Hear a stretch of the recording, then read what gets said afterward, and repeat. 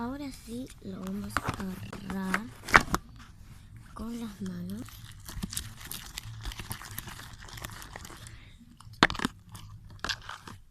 Y a la medida que ustedes van amasando, lo va a ir haciendo.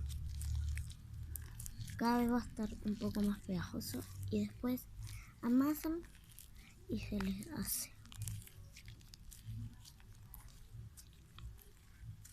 Me encanta la consistencia que queda después de... Acuérdense de suscribirse a mi canal